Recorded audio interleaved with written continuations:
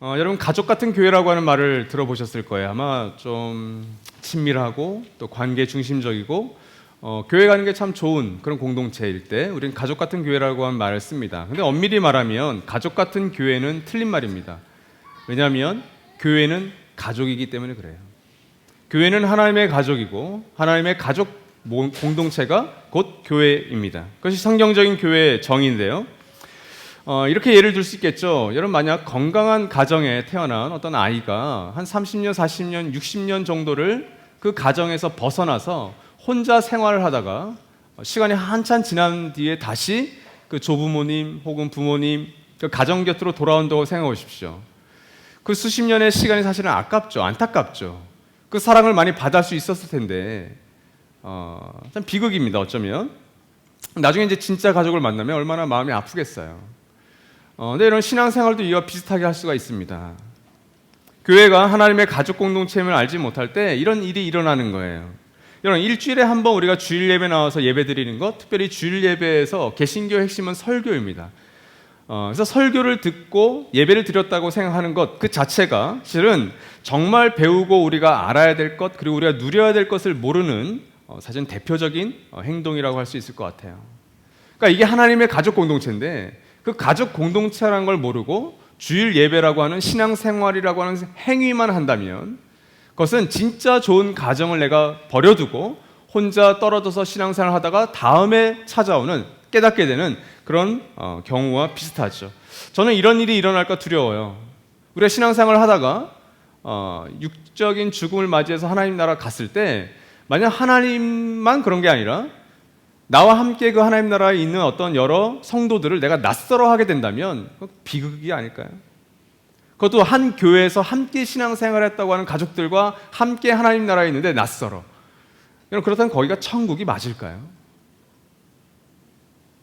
오늘날 우리가 교회 안에서 신앙생활을 한다는 것이 이런 가족 공동체에서의 어떤 관계가 아니라 어떤 주일 성수, 11조 내고 봉사하고 섬기는 것으로만 멈춘다면 저는 정말 하나님 나라에 가서 우리가 낯설어 할 일이 일어난다고 생각돼요.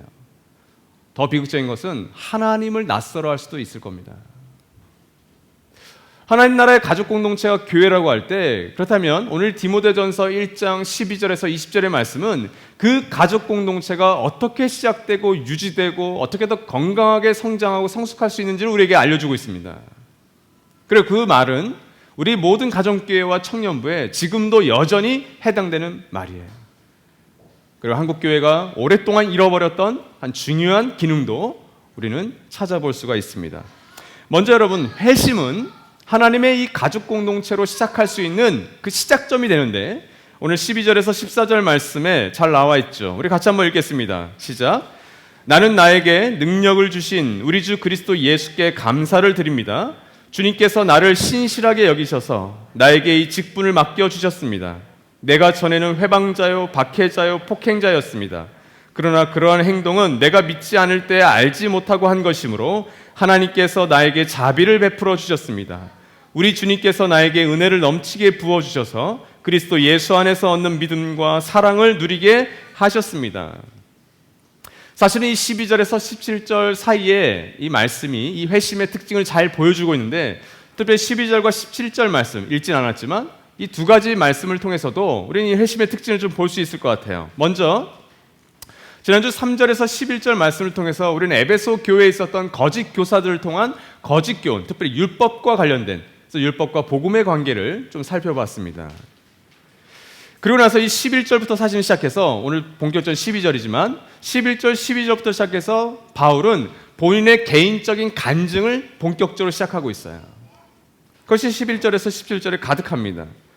개인적인 신앙 고백이자 찬양인데 바로 11절 말씀에 있었던 복되신 하나님의 영광스러운 그 복음이 바울 자신에게 어떻게 개인적으로 해당되는지 적용되는지를 간증으로 풀어내고 있는 겁니다.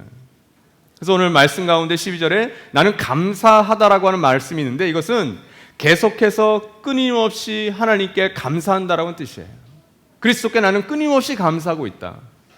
현재 완료형으로 쓰여 있는 거죠. 연속적인 행위입니다. 그리고 12절, 17절까지 헬라어로는 대명사 메라고 하는 나는, 내가, 나에게 이런 말인데 이것이 뭐 한 8번 정도 써 있는데 3번역을 더 많이 번역을 했어요. 그러니까 굉장히 개인적인 감사의 고백, 어떤 간증이 바로 12절에서 17절에 있는 말씀입니다. 그래서 이 바울은 여기서도 디모데를 포함하여서 나의 주 하나님이 아니라 우리 주 그리스도 예수께 이렇게 표현하죠. 그러니까 바울은 항상 자기의 마음속에 나의 하나님, 우리의 하나님, 나의 주 예수 그리스도, 우리의 주 예수 그리스도를 늘 기억하고 있는 거죠. 그래서 디모데와 함께 우리 주 예수 그리스도라고 고백하면서 이 공동체를 염두에 두고 있습니다. 그래서 우리가 1장 1절 2절에서도 보듯 하나님은 나의 하나님이자 나의 소망이자 나의 아버지이자 나의 구주이시자 하나님이시고 예수 그리스도고, 그리고 우리의 하나님이고 우리의 예수 그리스도라고 고백하고 있는 거죠. 공동체적으로 고백하는 거죠. 오늘 이 말씀은 사실은 사도행전 9장에 나오는 다메섹에서 만났던 예수 그리스도, 부활하신 예수에 대한 그 회심 사건을 추억하고 있는 말씀입니다. 바울은 감사하고 있는 거예요. 감격하고 있는 거예요. 나와 같은 자가 어떻게 사도로 부르심을 받느냐, 어떻게 이 영광스러운 복음을 전파할 사명을 받느냐, 내가 어떻게 영광스러운 성도의 반열에 오를 수 있느냐, 감사하고 감격하고 있는 겁니다. 그래서 17절 마지막 말씀은 송영이에요. 이 간증의 끝인데 찬양이죠. 한 분 되신 하나님, 왕이신 한 분 되신 하나님을, 그분의 속성과 성품을 노래하고 있는 겁니다. 그리고 마지막에 뭘로 끝나죠? 아멘으로 끝나요. 아멘은 진실로 그렇다, 당신 말이 맞습니다 하는 뜻이 아멘이에요. 그러니까 11절, 12절에서 감사로 이 찬양을 시작하면서 17절에서는 아멘으로 끝나고 있는 거죠. 그러니까 이 12절에서 17절 안에 이 바울의 감정선, 바울은 이 회심으로 말미암아 감격하고 기뻐하고 있구나, 그 감정이 드러나 있는 겁니다. 그러니까 이건 그냥 우리가 밍숭맹숭하게 읽을 수 있는 게 아니라 저 가슴에 벅찬 고백인 거죠. 여러분, 사실은 하나님의 가족 공동체는 그냥 교회에 등록하는 걸로 끝나지 않습니다. 오늘날 우리가 그냥 어떤 교회 가면 그냥 교인 등록카드 쓰면 그날로 교인이 돼요. 근데 그것은 비성경적인 겁니다. 초대교회에서 교인이 된다는 것은 적어도 짧게는 2년, 길게는 3년 정도의 세례 교육 기간을 지나고 이 사람의 삶과 이 사람의 행동이 정말 그리스도인에게 맞는가, 그리스도에게 어울리는가, 그래서 안디옥 교회에서 규정했던 그리스도인에 합당할 때 세례를 베풀었어요. 그러니까 여러분, 오늘날 우리의 세례 교육, 오늘날 우리의 세례식이 얼마나 얄팍한지 아시겠죠? 나들목 꿈꾸는 교회나 네트워크 교회들이 세례식을 굉장히 중요시 여겨요. 그래서 보통 한 5주, 6주의 시간을 하는데 그것도 사실은 부족한 거죠. 그런 점검과 그런 성찰이 바로 다 있었습니다. 사실은 이 회심을 통해서 하늘 가족이 되는 것이고, 회심을 통해서 성도로서 삶을 시작하는 것이고, 회심을 통해서 하나님 나라의 가족 공동체가 본격적으로 시작을 하는 거죠. 교인 등록카드 썼다고 해서 되는 게 아닙니다. 내가 어느 교회를 다닌다고 해서 되는 것도 아니에요. 회심이 분명한가? 회심을 하지 않았는데 하나님의 가족 공동체에 속할 수는 없습니다. 정통 교회에서는 성찬이라는 것을 세례 교인 이상만 하는 이유가 거기에 있었던 거예요. 주님의 피와 살을 먹고 마시는 자는 회심을 한 자만 가능하다. 뭐 신학적으로 맞아요, 그게. 근데 나들목 교회를 비롯해서 오픈 커뮤니언, 열린 성찬식을 하는 이유는 하나님의 우주적인 구원 계획을 우리가 믿기 때문에 그렇게 하는 거죠. 그리고 예수께서도 그렇게 하셨을 거다라고 우리가 소망하는 거죠. 회심 이전 13절에는 이 회심 이전의 바울의 모습이 잘 드러나 있습니다. 바울은 3가지 단어를 써요. 회방자, 그리고 박해자, 그리고 폭행자. 회방자라는 말은 신성 모독한 자라는 뜻입니다. 동사로는 신성 모독했다 이렇게 표현되고, 나중에 20절에도 이 신성 모독했다라는 단어가 등장하죠. 하나는 명사로, 하나는 동사로 쓰여지고 있어요. 박해자는 핍박했다라는 겁니다. 눈에 보이는 어떤 핍박, 폭력을 쓰는 거예요. 그리고 폭행자, 이건 개역 성경에서는 포행자 이렇게 써 있는데 원문에 가깝게 번역하면 오만하고 거만한 사람이라는 뜻이에요. 그러니까 자기 중심적인 사람인 거죠. 자기가 제일 잘난 거죠. 사도 바울이 바로 이런 회방자이자 박해이자 핍박자이자 폭행자였다라는 거예요. 사도행전에 처음 등장했던 바울의 모습이 바로 이 3가지 단어에 너무나도 어울렸던 사람이었습니다. 그는 그리스도의 몸된 교회를 핍박하고 폭행하고 잔인하게 멸망시키려고 했던, 거만하고 오만방자했던 사람이었습니다. 사도행전 8장 2절 3절 같이 한번 읽어볼까요? 시작. 경건한 사람들이 스데반을 장사하고 그를 생각하여 몹시 통곡하였다. 그런데 사울은 교회를 없애려고 날뛰었다. 그는 집집마다 찾아 들어가서 남자나 여자나 가리지 않고 끌어내서 감옥에 넘겼다. 사도행전 7장에는 7지사 가운데 하나였던 스데반이 순교하는 장면이 등장합니다. 초대 교회로서는 가장 큰 아픔이었어요. 그렇죠? 교회에 가장 소중했던 리더 가운데 한 명이 돌에 맞아 순교했습니다. 초대교회에는 슬픔이 가득했는데 그 슬픔 한가운데를 뚫고 이 사울은 여전히 교회를 핍박하고 어려움을 주는 살기로 가득했던 모습이죠. 어울리지 않죠. 하나님을 열심히 믿는다고 했는데 오히려 스데반의 슬픔에 아픔에 공감하는 것이 아니라 오히려 다른 행보를 보이고 있습니다. 9장 1절 전반절도 마찬가지예요. 약간 시간이 지나서 사울은 여전히 주님의 제자들을 위협하면서 살기를 띠고 있었다. 이러면서 이제 다메섹으로 간 겁니다. 다메섹에 있었던 교회와 크리스찬 남자, 자매, 형제들을 잡기 위해서, 죽이기 위해서 간 거죠.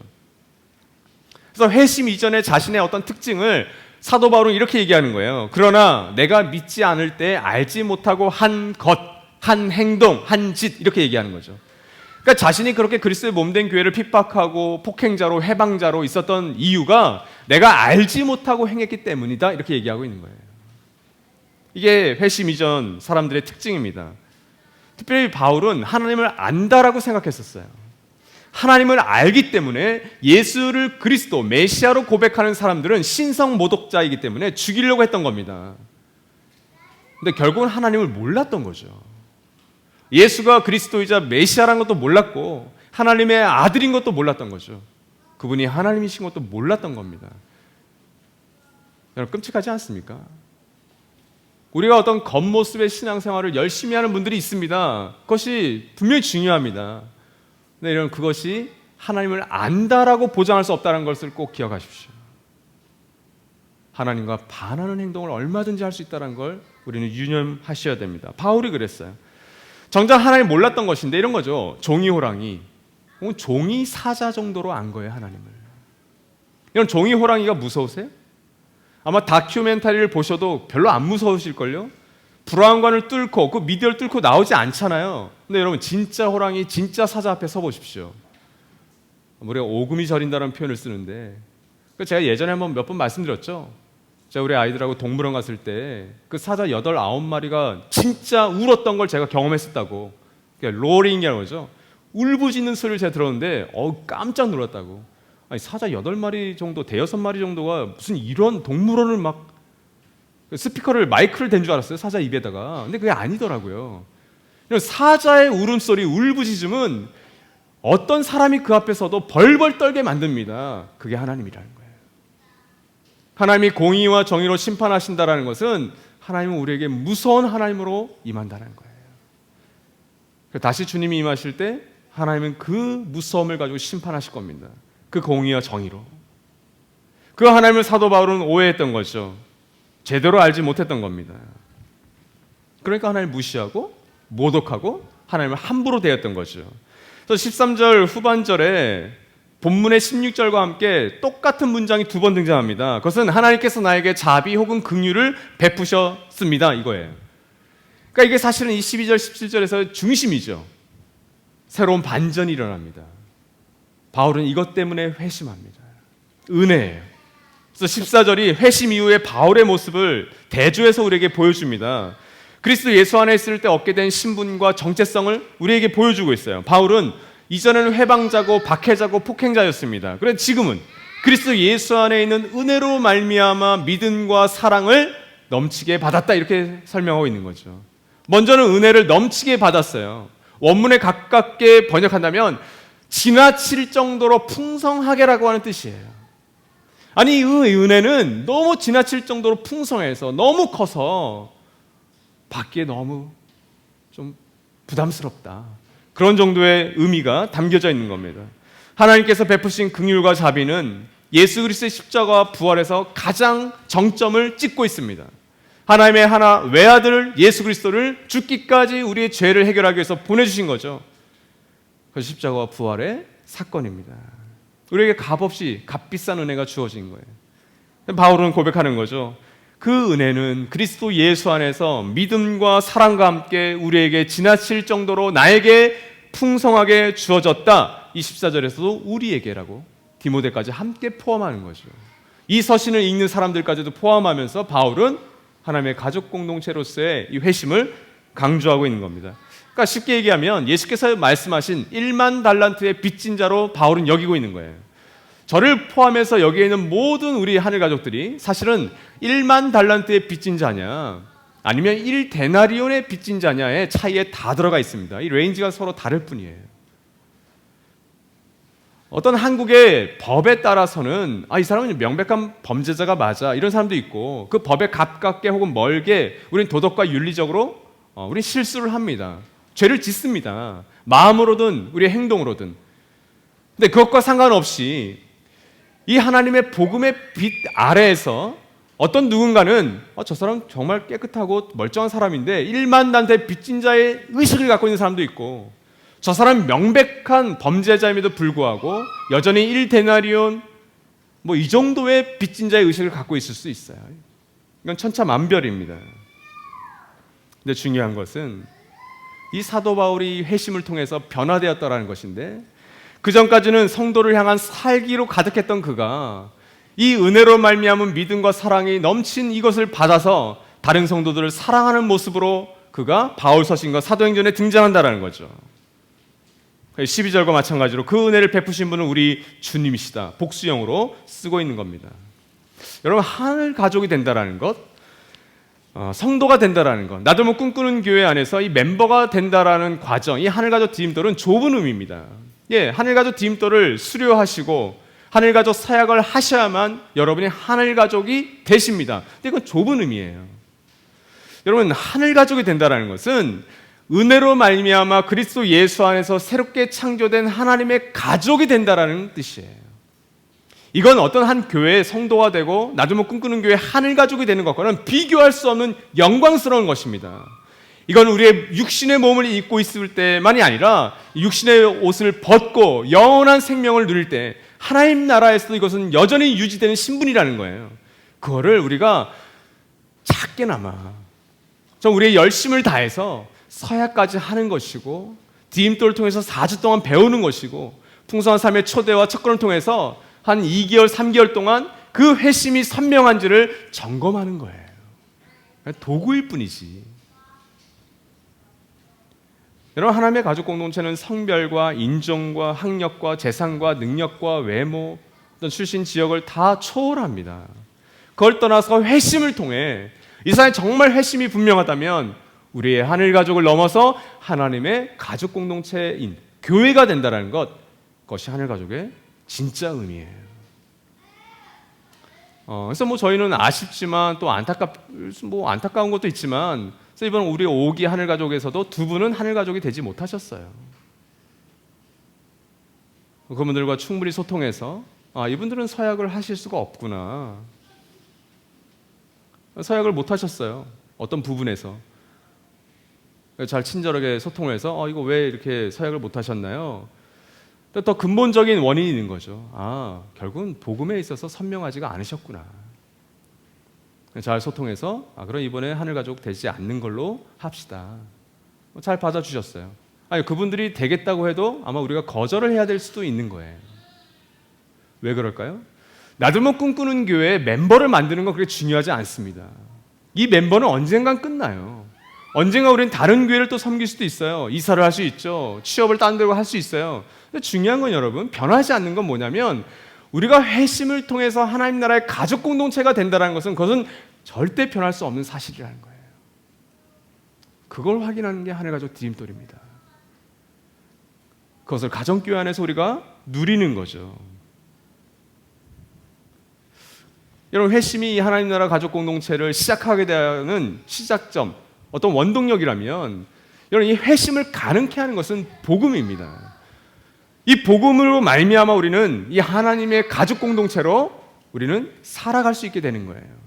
디모데전서 1장 15절 17절 말씀을 통해서 이 복음에 대해서 사도 바울은 우리에게 묵직하게 던져주고 있습니다. 우리 같이 한번 강연을 보시면서 읽어보겠습니다. 그리스도 시작.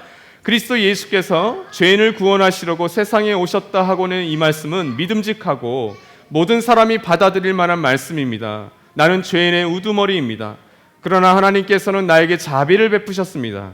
그 뜻은 그리스도 예수께서 끝없이 참아주심의 한 사례를 먼저 나에게 드러내 보이심으로써 앞으로 예수를 믿고 영생을 얻으려고 하는 사람들의 본보기로 삼으시려는 것입니다.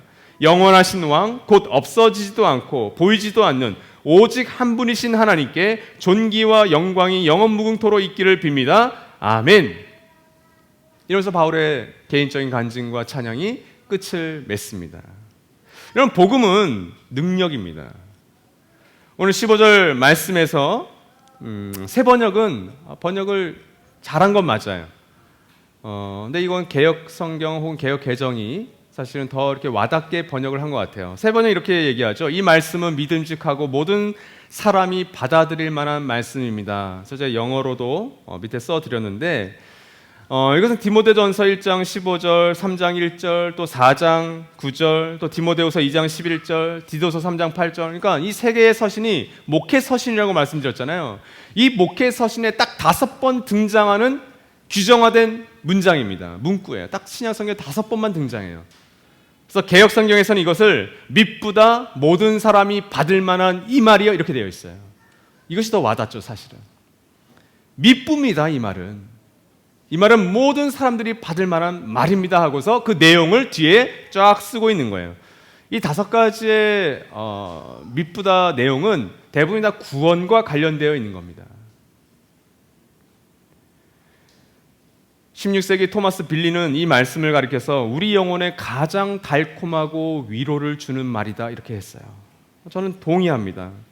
여러분, 여기서 말하고 있는 모든 사람이 받을 만한 이 말이여 했을 때 이 말은 사실은 피조물과 만물을 회복하시는 하나님의 구원 계획을 통틀어서 얘기하는 거예요. 그러니까 모든 사람에게 이 말은 미쁘다 이렇게 얘기하고 있는 거죠. 근데 어떻게 그 구원 계획을 그리스도 예수께서 죄인을 구하시려고 세상에 오셨다. 이게 내용인 거예요. 이게 복음의 요체이자 복음의 핵심적인 요소죠. 바울은 이걸 얘기하고 싶었던 거예요. 그리스도 예수께서 죄인을 구원하시려고 이 세상에 오셨습니다. 이게 복음을 우리에게 묵직하게 지금 던지고 있는 겁니다. 그러니까 여러분, 이 말씀을 3시간이고 6시간이고 묵상을 해도 남는 것은 우리에겐 신비예요. 이것은 우리의 논리적으로 어떤 합리적으로 이해되는 게 아닙니다. 하나님께서 어떻게 인간의 아기의 모습으로 오셔서 인카네이션, 성유신하셔서 죽으시고 다시 부활하셨나, 이 모든 공생에 나오는 이 복음의 사건은 그것은 수용해야 되는 문제죠. 믿음으로 받아들여야 되는 영역이 되어버리는 거죠. 그래서 이 우주적인 계획을 밝히죠. 이건 모든 사람이 받을 만한 복음이야, 내용이야, 구원의 계획이야. 근데 이것을 사도 바울은 개인적인 의미로 전환시켜 버립니다. 그 표현이 나는 죄인의 우두머리라고 한 표현이에요. 이 복음은 우주적인 모든 사람에게 필요한 것인데 사도 바울은 이 우주적인 구원 계획을 선택하고 받아들였어요. 이 선물을 받아들인 거예요. 그래서 이 복음으로 말미암아 깨닫게 된 것이 무엇입니까? 나는 죄인의 우두머리라는 거예요. 여기까지 갈 때 복음은 능력이 됩니다. 긍정적인 의미에서 자기 비하입니다. 이것은 복음의 능력이 무엇인가를 우리에게 잘 보여주는 것이에요. 우리의 학력, 인정, 우리가 가진 것, 어떤 우리의 수준을 다 뛰어넘어서 나는 죄인 가운데 우두머리라고 고백할 수 있는 사람은 이 복음의 능력을 맛본 사람입니다. 그래, 그 사람이 어떠한 상황, 어떤 신앙생활을 열심히 하던 간에 그가 죄인의 우두머리라고 하는 이 생각이 없는 한 그 복음에 있어서 회심이 선명하지 않을 수 있다라고 볼 수도 있어요. 이것이 가정교회 혹은 하나님의 가족 공동체를 하는 가장 근간이 되는 겁니다. 내가 죄인의 우두머리를 깨닫지 못하는 한 그 가정교회에 들어갔을 때, 어떤 하나님의 가족 공동체 안에 내가 속했을 때 많은 문제가 일어날 확률이 거의 높습니다. 특별히 사도 바울은 고린도서 15장 9절과 에베소 3장 8절에서도 같은 걸 얘기하고 있어요. 사도 바울은 자기를 어떻게 인식하고 있나요? 고린도서 15장 9절입니다. 나는 사도들 가운데서 가장 작은 사도입니다. 나는 사도라고 불릴 만한 자격도 없습니다. 여러분, 사도 바울은 자기의 서신서에서 늘 사도성, 사도의 권위를 주장했던 사람입니다. 왜? 거짓 교사들이 있었거든요. 그러나 사도성을 주장했던 이유가 뭐예요? 내가 전하는 이 말은 내가 꾸며낸 말이 아니라 하나님이 나를 사도로 불러주셔서 나에게 가르쳐 주신 그 말씀입니다. 사도성을 얘기하고자 사도성을 강조했던 거예요. 그런 사도 바울이 오히려 반대적으로 나는 그 사도라 불릴 자격이 없습니다 얘기했던 이유는 이 복음 때문이죠. 나는 정말 그 사도의 자격이 없는 사람입니다. 나는 수많은 사도 가운데 가장 작은 사람으로밖에 저는 평가할 수밖에 없어라고 얘기하는, 자기의 겸손을 얘기하는 거죠. 에베소 3장 8절도 마찬가지죠. 하나님께서 모든 성도 가운데서 지극히 작은 자보다 더 작은 나에게 이 은혜를 주셔서 이렇게 얘기하죠. 그러니까 모든 성도들을 일렬로 세웠을 때 나는 가장 작은 자 중에 가장 작은 자다라고 얘기하는 거예요. 이게 복음의 능력이죠. 여러분, 이것이 하나님의 가족 공동체로서 교회와 가정교회와 청년부 안에서 우리를 살아가게끔 하는 비결이 되는 겁니다. 이 의식이 없는 한 우리는 가정교회를 하고 청년부를 하고 연합교회 안에서 신앙생활을 할수록 이 평생을 함께 할수록 그 사람의 연약함과 부족함과 단점만 볼 수밖에 없어요. 근데 사도 바울처럼 나는 죄인 가운데 가장 앞서 있습니다. 우두머리입니다. 개역개정은 나는 죄인 중에 괴수입니다라고 얘기했을 때는 이 여지가 없는 거죠. 아니, 내가 죄인의 괴수인데 가정교회 안에서 청년부 안에서 연합교회 안에서 어떤 깽판을 치든 그 사람은 나보다 2위인 거예요. 내가 지금 1인데 내가 탑이야. 너는 아직 멀었네. 나 정도는 돼야 죄수의 반열에 있지라고 할 수가 있는 거죠. 여러분, 회심을 가능케 하는 이 복음으로 말미암아 바울은 구원을 누리게 된 겁니다. 그것이 미쁘다 모든 사람이 받을 만한 이 말이요, 이 속에 들어있는 거예요. 그럴 때 두 가지 목적이 이 구원에 담겨져 있습니다. 첫 번째 목적이 16절 전반절에 나와 있죠. 하나님께서 바울에게 구원을 주신 첫 번째 이유는, 목적은 끝없이 참아주심의 한 사례를 보여주시기 위해서라고 되어 있어요. 이 단어는 자기 중심성으로 말미암아 하나님을 거역하는 그 사람들의 행동에 대해서 하나님께서 참아주시는 하나님의 인내하심, 하나님의 오래 참으심의 의미가 이 안에 담겨져 있습니다. 그러니까 하나님께서 심판을 지금 보류하시는 거예요. 그 오래 참음입니다. 그래서 세 번역은 잘했죠. 끝없이 참아주심. 도대체 얼마만큼 참아야 끝없이 참아주시는 걸까요? 계속 참아줄 때. 그래서 우리가 나는 참을성이 많아, 그런 사람을 언제까지 우리가 그 참을성이 정말 많은지 시험할 수 있어요? 계속 열받게 하면 돼요. 그래서 폭발하면 그 정도까지 참으신 거예요. 근데 하나님은 언제? 끝없이 참아주심의 사례를 바울을 통해서 보여주시는 겁니다. 이전에 그는 해방자요, 핍박자요, 폭행자였습니다. 근데 하나님께서 어떻게 하죠? 오래 참으셨어요. 이 구약의 어떤 맥이죠, 흐름이죠. 구약의 하나님의 백성 출애굽부터 히브리 노예들을 민족을 광야로 불러주셨을 때부터 가나안 땅에 정착시켰을 때부터 늘 그들은 하나님 앞에 반역했습니다. 하나님 어떻게 하시죠? 늘 오래 참아주셨어요. 늘 인내하셨어요. 그것이 끝없이 참아주심입니다. 하나님의 마음이죠. 여러분, 하나님의 가족 공동체를 정말 가능케 하는 이 비결은 바로 이 무한한 참음, 오래 참음에 있습니다. 바울이 바로 그 본을 보여주었던 거예요. 역지사지입니다. 바울이 고린도 교회나 에베소 교회나 빌립보 교회를 1차, 2차, 3차 전도 여행을 세워가면서 교회를 세우고 그 교회를 방문했을 때 어떤 사람이 등장했죠? 이 거짓 교사들. 그리고 그리스도의 몸된 교회를 욕보이는 사람들, 신성 모독하는 사람들, 교회를 정말 파괴시키는 사람들을 만났단 말이죠. 근데 바울이 발견한 게 뭐예요? 저게 내 모습이었는데, 내가 해방자였고, 내가 폭행자였고, 내가 핍박자였어. 야, 내가 한번 내 과거 한번 다 썰 풀어봐? 이런 마음이 바울에겐 들었을 거예요. 그런 사람들 만날 때마다. 그럴 때 뭘 깨달았어요? 하나님은 나를 참아주셨지. 그렇다면 나도 저 사람들을 참아주는 게 맞겠다. 그 마음이 아니고서는 우리의 청년부와 가정교회는 유지되지 않습니다. 크리스찬 가정은, 부부관계는 이 마음이 아니면 유지되지 않아요.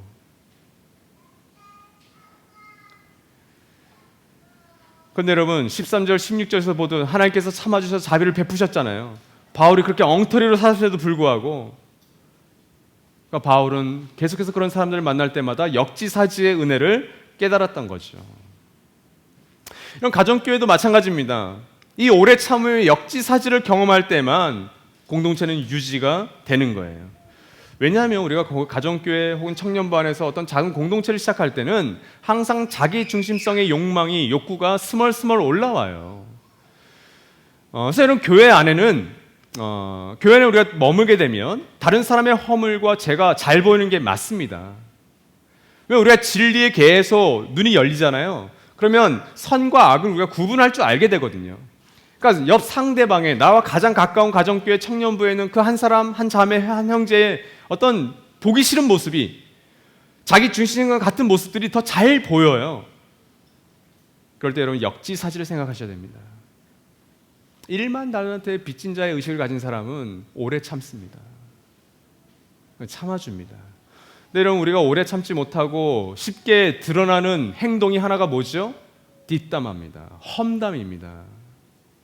그래서 우리 하늘가족 서약에 험담하지 말자라고 하는 서약을 하는 이유는 바로 여기에 있는 거예요. 이것은 여실합니다. 한 형제, 한 자매의 부족함을 놓고 우리는 묵상합니다. 그 묵상을 나눠요. 그게 뒷담화예요, 여러분. 자문의 말씀처럼 그 말들은, 뒷담화들은, 험담은 별식과 같아서 뱃속 깊이 들어갑니다. 안주가 없어도 그 한 형제, 한 자매를 씹는 걸 통해서 수시간 우리는 기쁨을 누릴 수 있는 존재예요. 그게 자기 중심성이에요. 그렇게 해서 하나님의 가족 공동체가 유지가 될까요? 아니요, 깨지는 거죠. 오래 참음, 끝없이 참음을 통해서 하나님의 가족 공동체는 오히려 유지가 되는 겁니다. 정말 우리에게 필요한 거 아닙니까? 그게 본이에요. 두 번째 목적은 16절 후반절에 나오죠. 앞으로 바울로 말미암아 구원을 받게 될, 믿음으로 영생을 얻게 될 사람을 위한 한 사례다, 본이다라고 얘기하고 있는 거예요. 여러분, 사도 바울은 자신의 삶이 가장 형편없었다는 것을 복음을 통해서 깨달았습니다. 그렇다면 바울은 그 어떤 누구도 복음 앞에서는 자신과 같이 변화될 수 있다는 것, 자신과 같이 신분과 정체성이 새롭게 될 수 있다는 것을 깨달았던 거예요. 그가 1차, 2차, 3차 전도여행을 다녔던 이유가 여기에 있습니다. 왜 피곤한데 전도여행 했을까요? 왜 피곤한데 사람들 만났을까요? 왜 화가 나는데 참았을까요? 영생을 얻을 다른 사람들을 위해서, 하나님의 가족 공동체가 될 다른 사람들을 위해서 본이 되었던 것이 바울의 구원 목적이었습니다. 이전에 바울도 그런 삶을 살았잖아요. 하나님을 열심히 섬긴다고, 하나님을 잘한다고 생각했는데도 불구하고 형편없는 삶을 살았습니다. 하나님의 구원의 계획과는 반대되는 삶을 살았잖아요. 그런데 이제 그렇지 않은 사람들을 위한 본이 바울이 되는 겁니다. 여러분, 사람들은 깨진 세상 속에서는 무조건적인 사랑을 받지 못해요. 어떤 삶의 목적을 발견을 못해요. 그렇다 보면 쾌락과 부와 명예와 인정과 어떤 이런 것들을 추구하면서 살게 되어 있습니다. 인생의 공허함과 허무함을 만날 수밖에 없어요. 어떻게 이 깨진 세상 살아가는데 그런 공허하고 허무하지 않은 삶을 살 수 있겠어요? 그게 기적이지. 어떤 삶을 살더라도 우리는 그 허무감과 공허함에 이르게 됩니다. 목사님, 저는 아직 허무감과 공허감을 그렇게 못 누렸는데요. 괜찮아요. 곧 다가올 거니까. 전혀 걱정하지 마세요. 여러분, 정말 감격에 있어서 고백하실 거예요. Why me? 왜 저입니까? 왜 우리 가정에 이런 일이? 이들은 예수를 믿고 영생을 얻으려는 사람이었습니다. 그들의 본이 되어준 사람이 바울이었어요. 그래서 영생은 우리의 육신의 생명을 얘기하지 않습니다. 원문의 조에라고 하는 단어는 항상 이터널 라이프예요. 육신의 옷을 벗고 하나님과 함께 하나님 나라에서 누리게 될 그 생명, 그것이 조에입니다.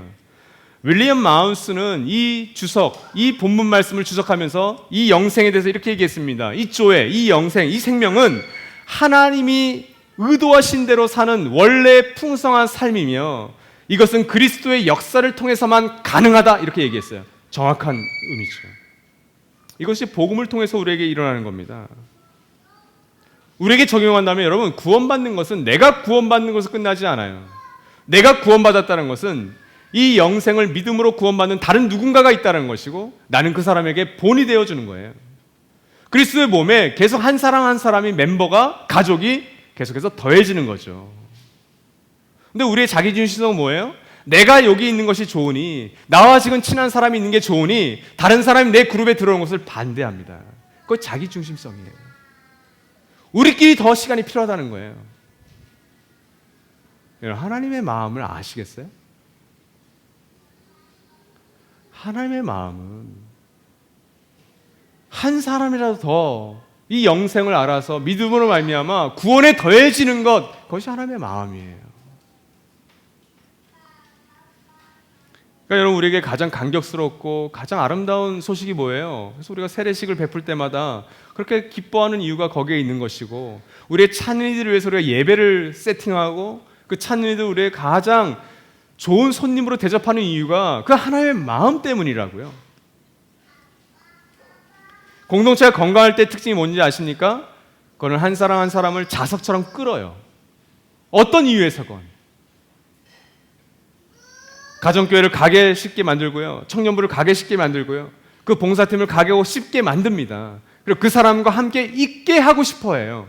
그게 자석처럼 끄는 거예요. 그게 건강한 공동체의 특징입니다. 우리 날먹 꿈꾸는 교회가, 우리 가정교회들과 우리 청년부가 그런 자석으로 사람을 끌듯, 철을 끌듯 그런 공동체로 되어가고 있는가? 그것이 여러분 구원의 두 번째 목적이라는 겁니다. 그래서 여러분, 이렇게 회심이 일어나서 하나님의 가족 공동체가 시작되고 또 이 복음의 능력을 경험하는 이 공동체의 특징은 여러분 무엇일까요? 오늘 디모데전서 1장 18절에서 20절 말씀은 조금 떨어져 있는 말씀입니다. 이게 17절과 이어지는 말씀일까? 근데 저는 분명히 이어진다고 생각돼요. 왜냐하면 이것은 하나님의 가족 공동체의 특징 가운데 어쩌면 오늘날 한국교회가 잃어버린 중요한 특징을 우리에게 알려주고 있기 때문에 그렇습니다. 바울은 이것을 피하지 않습니다. 고린도 교회에 보낸 편지나 에베소 교회에 보낸 편지나 모든 서신에서 사도 바울은 이 특징을 포기하지 않아요. 그러나 애석하게도 한국교회는 이것을 잃어버렸습니다. 잃어버릴 수밖에 없는 구조가 되어버렸어요. 우리 왜 그런지 우리 18절에서 20절 말씀을 같이 한번 읽어봅시다. 시작. 아들 된 디모데여, 이전에 그대에 관하여 내린 예언을 따라 내가 이 명령을 그대에게 내립니다. 그대는 그 예언대로 선한 싸움을 싸우고 믿음과 선한 양심을 가지십시오. 어떤 사람들은 선한 양심을 버리고 그 신앙생활에 파선을 당하였습니다. 그렇게 된 사람 가운데 두 사람이 바로 후메네오와 알렉산더입니다. 나는 그들을 사탄에게 넘겨주었습니다. 그것은 내가 그들을 응징해서 다시는 하나님을 모독하지 못하게 하려고 한 것이었습니다. 그러니까 이런 12절에서 17절까지 바울의 그 개인적인 간증과 찬양이 가슴 터지듯 터져 나왔다가 이 18절, 19절, 20절에서는 갑자기 냉각되는 분위기가 확 나와요. 근데 이것은 바울의 서신의 공통적인 특징입니다. 고린도 교회를 보낸 편지에도 그렇고요, 이 목회 서신에도 이런 본문들이 많이 등장합니다. 이런 권징이 사라진 한국교회, 이런 고대 근동사회에서 사실은 지금의 SNS, 지금의 미디어, 유튜브 이런 걸 통해서 사도 바울은 이 편지라고 하는 형식을 통해서 마치 그 유튜브처럼 사용한 거예요.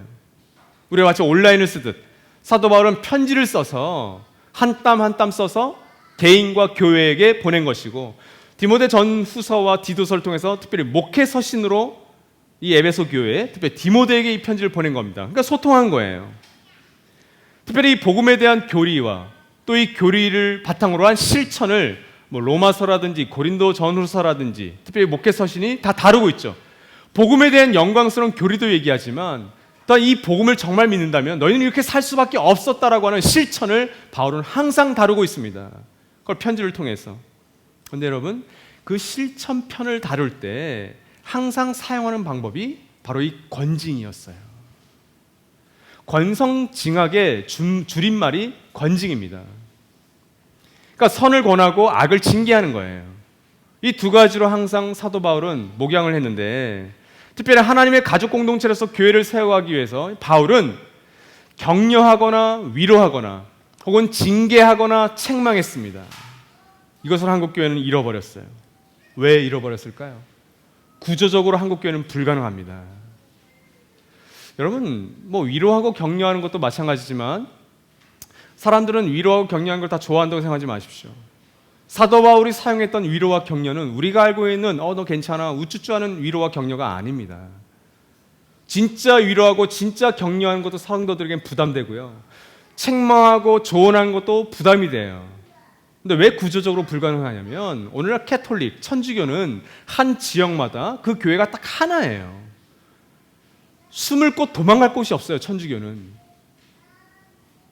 근데 이런 개신교는 교파가 다 달라요. 그 지역에 수많은 교회가 있습니다. 한 교회에서 사고를 치고 한 교회에서 상처를 받고 그래도 얼마든지 다른 교회로 갈 수 있는 구조가 개신교의 구조가 되어버렸어요. 그러니까 우리도 한 교회만 다닌 게 아니잖아요. 저도 태어나서 평생에 몇 군데의 교회를 다녔는지 모르겠어요. 그 교회가 또 다 달랐어요. 근데 여러분도 아마 비슷하실 겁니다. 근데 여러분, 교회 역사 속에서 등장했던 대부분 모든 공동체의 중요한 특징은 바로 이 권성징악이 작용했다는 점이에요. 장바니의 라르시 공동체라든지 중증 장애인들과 함께 이뤘던 교회 공동체이든지 혹은 뭐 브루더호프라고 하는 공동체이든 이 권징은 항상 그들 안에 중요한 특징으로 있었습니다. 특별히 이 브루더호프의 리더였던 요한 하인리 아놀드가 공동체 제자도라는 자신의 책에서 이렇게 썼어요. 제가 강의 안에 올려드렸는지 모르겠네요. 이렇게 썼습니다. 바울은 쓴뿌리 때문에 초대교회 전체에 독이 퍼질 것을 경고했습니다. 이 경고가 초기 신자들에게 주어졌다면 우리에게도 적용됩니다. 교회의 징계는 어떤 독도 교회를 파괴하지 못하도록 사용됩니다. 또한 새롭게 시작하고 용서를 발견하고 삶을 깨끗하게 할 기회를 주기 위해서입니다. 이렇게 되어 있죠. 그래서 이 사람의 아들이었던 브루도프의 리더도 이 공동체에서 징계했던 부분이 남미로 가서 사는 거였어요. 너는 이 브루도프 공동체를 떠나라. 그래서 남미로 가라. 그게 징계였어요. 그것에 순종했습니다. 몇 년간 남미에서 살았어요. 그 리더는 악한 리더였어요. 한스라고 하는 자기 누나와 결혼한 남자였습니다. 근데 그 한스가 그 교회 브루도프 공동체 리더였기 때문에 그 악한 리더의 명령에도 순종하고 따랐던 사람이에요. 그 징계를 받아들였던 거예요.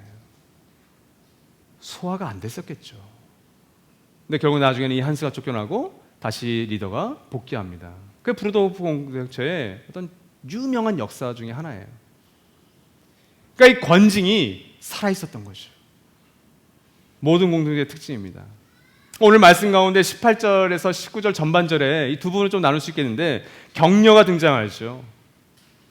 지금 하나님의 가족 공동체 안에서 바울은 자신의 아들과 같았던 그냥 자신의 아들이었던 이 디모데에게 격려하고 있습니다. 어떤 격려였을까요? 왜 성도들이 위로와 격려를 부담스러워할 수 있다고 했나요? 바로 이것 때문이에요.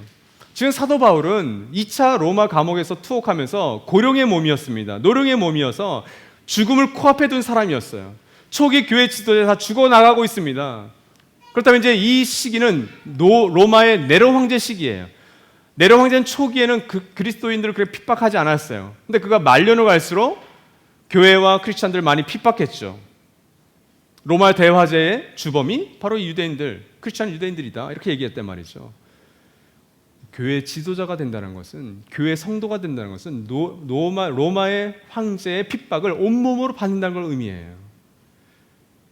즉, 뭘 위로하고 뭘 격려하고 있나요? 다음은 너야 디모데, 이렇게 얘기하고 있는 거예요. 이 초대교회를 섬기고 이끌어갈 리더들은 디모데 너야라고 위로하고 격려하는데 그 위로가 격려가 돼요? 죽는 자리에 먼저 나가는 건데 이게 디모데를 향한 위로와 격려의 정체였습니다. 그러면서 장로들에게 안수받았을 때 너가 예언을 따라 받았던 은사를 불일듯 해라. 그 은사를 기억해라. 이게 격려의 내용이었습니다. 디모데 전서 4장 14절이 바로 이 디모데가 안수받았을 때 상황을 우리에게 얘기해주고 있는 거예요. 그대 속에 있는 은사, 곧 그대가 장로들의 안수를 받을 때 예언을 통하여 그대에게 주신 그 은사를 소홀히 여기지 마십시오. 그러니까 은사의 내용은 알려주지 않아요. 대신 그 은사를 붙들고 리더로서 잘 섬겨라, 굳건하게 서 있어라라고 위로하고 격려하고 있는 거죠. 그 예언에 따라 오늘 말씀의 표현대로 따르면 선한 싸움을 싸워라 얘기하고 있는 거예요. 여러분, 선한 싸움을 싸우라는 게 어떻게 위로가 되고 격려가 돼요? 그렇죠? 우리의 일상에서 크리스찬으로 살면서, 크리스찬 공동체로 살면서 크리스찬답게 살세요라고, 그게 위로고 격려라는 거예요, 지금. 1절에서도 바울은 하나님과 그리스도 예수께 명령을 받았듯 디모데 너도 그 명령을 받았지 않냐? 그게 위로하고 격려하고 있는 겁니다. 오스 기니스라고 하는 학자에 따르면 이것은 진리에 우리의 욕망을 맞추는 삶이에요. 여러분, 하나님의 공동체로서 우리가 가정교회, 청년부, 우리의 연합교회 안에서 우리 옆에 있는 우리의 하늘 가족들에게 해줄 수 있는 가장 최고의 격려와 위로가 뭔지 아십니까? 그것은 진리에 그 한 사람의 욕망을 맞추라고 위로하고 격려하는 거예요. 너의 멋대로 살지 말고 하나님의 말씀과 하나님의 진리에 맞춰서 살아. 그게 위로고 그게 격려입니다. 그렇죠? 가령 돈과 시간은 현대인들에게서 가장 민감한 영역입니다. 특별히 시간과 돈은 우리가 터치할 수 없는 프라이버시의 영역에 이미 속해 있어요. 거기 하나 덧붙인다면 오늘날 관계의 영역도 비슷할 것 같아요. 내 관계에 침범하지 말라는 거죠. 돈과 시간은 어때요? 글쎄 우리 나주목 교회에서는 뭐 예전에 가정교회 안에서 뭐 나의 연봉, 뭐 나의 월급, 나의 지금 어카운트 뭐 이런 것도 이렇게 개방하고 또 그런 가정교회도 있어요. 왜 그렇게 할까요? 어려운 사람이 있나? 그 돈과 시간에 대해서 청지기적인 삶을 살고 있는가? 그래서 격려하고 위로하기 위함이었죠. 다른 이유가 있어서는 아닐 거예요. 네, 여러분, 바로 그 은밀한 영역에 있어서까지 내 욕망, 내 자기중심성이 스멀스멀 올라오는 그 욕구에 진리를 맞추는 것이 아니라 그 욕구를 진리에 맞추면서 살게끔 하는 것이 위로이고 격려이기 때문에 그렇게 하는 거죠. 그것이 우리에겐 너무나도 필요합니다. 관계도 마찬가지죠. 너 마음대로 살지 마. 너 기분 상했다고 그렇게 살지 마. 그래서 우리가 뭐 구체적으로 얘기하면 그런 거잖아요. 뭐 카톡 단톡방을 막 갑자기 나갔다. 꼭 절대 그냥 들어오지 말게 하죠, 우리가. 그렇죠? 불러다가 너 이렇게 나가는 건 굉장히 예의 없는 행위야. 이건 너희 엄마 아빠한테 나 호적 파주세요라고 하는 거랑 비슷한 거야. 나 카톡 파주세요. 불러다가 가르치고 들어와서 사과해. 이게 정당한 프로세스입니다.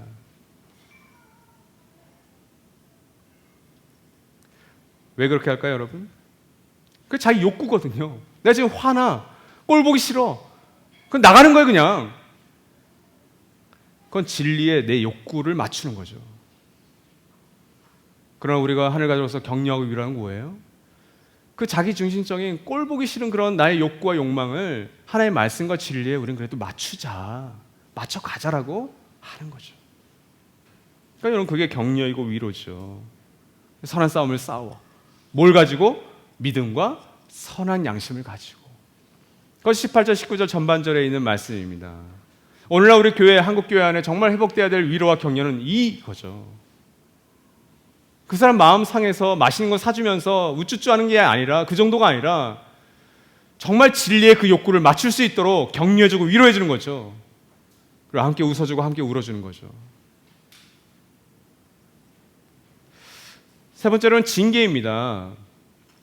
19절 후반절에서 20절 말씀은 난해 구절이 이 안에 들어가 있어요. 그래서 해석하기 정말 어려운 구절인데, 근데 우리에겐 키가 있어요. 열쇠가 좀 있어요.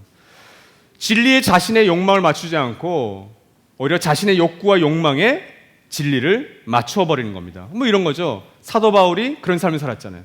하나님을 안다고 했지만 하나님께서 싫어하는 행동, 그리스도의 몸된 교회를 핍박했단 말이죠.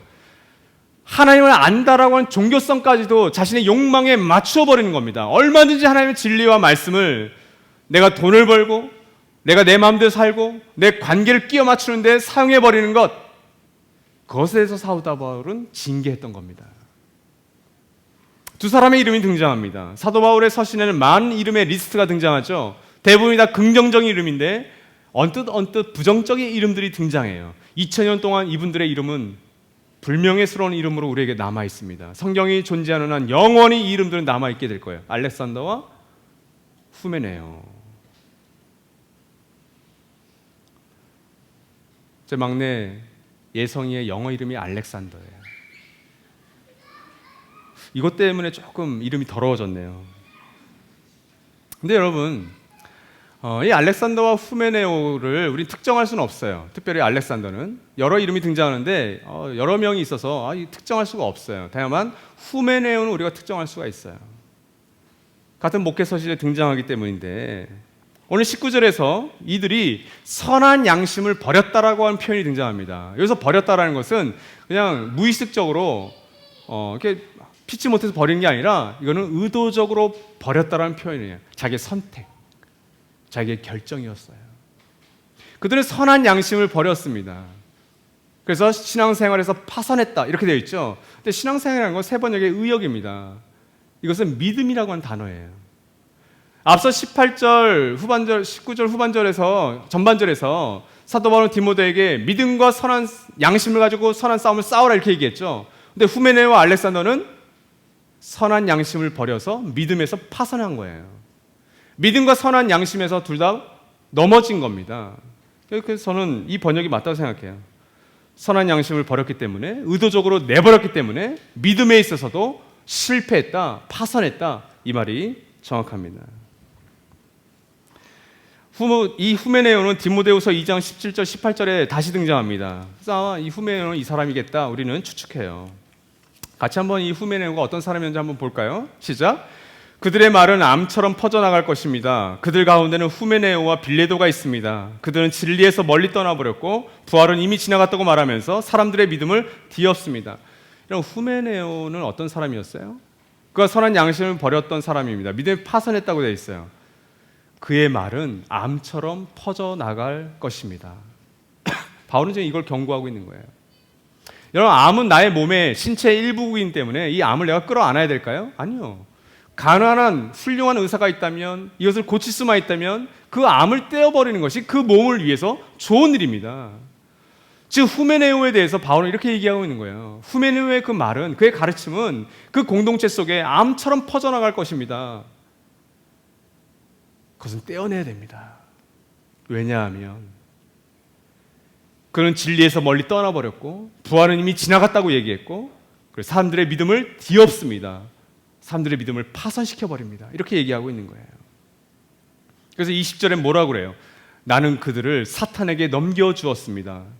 그것은 내가 그들을 응징해서 다시는 하나님을 모독하지 못하게 하려고 한 것입니다. 이게 난해 구절이에요. 이게 무슨 의미일까? 사탄에게 넘겨주었다는 게 무슨 의미일까? 그의 영은 나중에 구원하게 하는 건 어떤 의미일까? 이 자체로는 해석하기 어렵습니다. 특별히 여기서 신성 모독하겠다는 건 해방자와 같은 단어예요. 근데 이 똑같은 단어가 고린도전서 5장에 등장합니다. 고린도전서 5장 1절에서 5절까지의 한 사례, 고린도 교회 안에 아버지의 아내와 결혼했던 남자의 문제를 다룰 때, 그 당시에는 뭐 친엄마는 아니었을 수 있겠죠. 여러 부인을 둘 수 있었으니까. 근데 그것이 고린도 교회 안에서, 크리스천 안에서 일어난 거예요. 그때 사도 바울은 고린도서 5장 5절에서 이렇게 얘기합니다. 여러분은 그러한 자를 당장 사탄에게 넘겨주어서 그 육체는 망하게 하고 그의 영은 주님의 날에 구원을 얻게 해야 할 것입니다. 그렇죠. 오늘 디모데전서에 있는 말씀과 거의 흡사하죠. 같은 맥락에서 적용할 수 있을 겁니다. 여러분, 징계의 목적은 처벌 그 자체에 있지 않습니다. 징계하는 이유는 일종의 회복과 치유의 과정이에요. 고린도전서 5장에서 사도 바울이 얘기하고 있는 건 출교를 의미합니다. 오늘날 교회에서 너 나가 하는 것은 그게 힘이 없어요. 이 당시의 교회, 회당에서 나가라고 하는 것은 무슨 의미냐면 정치, 경제, 사회적인 죽음을 의미하는 거예요. 오늘날 우리의 대한민국 국적을 우리가 뺏어버리는 것? 뭐 그 정도? 너는 이제 무국적자야. 대한민국 국민으로서의 너는 책임도 없지만, 의무도 없지만, 특권도 없어. 당연히 누린다고 생각하지 마. 이런 의미예요. 그러니까 그 당시의 출교는 엄청난 의미를 갖고 있죠. 근데 왜 출교시킵니까? 마지막 날에 그의 영은 구원받을지도 모르니까 라고 얘기하고 있는 거예요. 그러니까 여러분, 건징은, 특별히 징계는 교회가 나를 왜, 저 사람이, 목자님이 왜 저 가족이 왜 나를, 이렇게 기분 상하는 정도가 아니에요. 교회 옮겨볼까? 뭐 이 정도가 아닙니다. 이 징계는, 건징이 이런 거죠. 격려와 위로는 자기 중심성에서 벗어나서 하나님을 중심하게 하는 게 격려고 위로고, 이 징계는 자기 중심성에 있던 욕구에서 하나님을 중심할 수 있도록 맞추게 하는 것이 징계인 거죠. 그러니까 결국 두 개는 똑같은 겁니다. 위로와 격려나 징계나 책망이나 사실은 같은 거죠. 그러니까 여러분, 궁금증이 하나 생기죠. 전 뼛속 깊이 자기 중심성이 있는 우리가 어떻게 이 권징을 받아들일 수 있겠어요? 불가능하죠. 그래서 여러분, 교회는 불가능한 게 맞습니다. 저는 목사이니까 징계받는 게 좋을까요? 여러분이 목사님 진리에 맞춰서 사세요라고 하는 위로와 격려가 저는 늘 좋게만 들릴까요? 아니에요, 여러분. 저도 돈이 좋고요, 저도 쾌락이 좋고요, 저도 명예와 인기와 제가 힘이 있는 걸 저 좋아합니다. 근데 여러분이 저로 하여금 진리에 맞춰서 사세요라고 하는 것이 부담이 되는 거죠. 교회 더 키우고 싶고, 더 돈 많이 벌고 싶고, 더 권력을 누리고 싶은 것이 우리 자기 중심성이라고요. 이 잘 차려입은 옷에 감춰지지 않는다고요, 하나님 앞에. 그러니까 여러분이 진리에 맞춰서 살라고 하는 격려와 징계는 사실 같은 거죠. 다 싫은 거예요. 여러분도 별로 유쾌하지 않을 겁니다. 불가능한 것을 우리는 도전하고 있는 거예요. 그러니까 여러분, 가정교회나 연합교회 안에 한번 적용해 봅시다. 사실은 우리 모든 가정교회, 청년부, 우리 연합교회 안에서는 크고 작은 징계와 이 위로와 격려가 이미 다 일어나고 있어요. 목사님이 나한테 무슨 말씀했는데 내가 상처받았어. 이미 권징이 들어간 거예요. 어떤 가족이 나에게 얘기한 것이 싫어요, 부담스러워요. 이미 권징이 시작된 거예요. 그것이 진리에 나를 맞추든 나에게 진리를 맞추든 이미 일어나고 있는 거죠. 그래서 우리가 마음이 상할 수 있습니다. 근데 여러분, 이렇게 생각하십시오. 쓴 약을 내가 먹어야 병에 낫듯, 또 내가 암덩어리가 있다면 그것을 뗄 수 있다면 저명한 의사에게 내 몸을 맡겨서 그 암을 떼어내는 것, 그것이 권징입니다. 죽이기 위함이 아니라 살리기 위해서.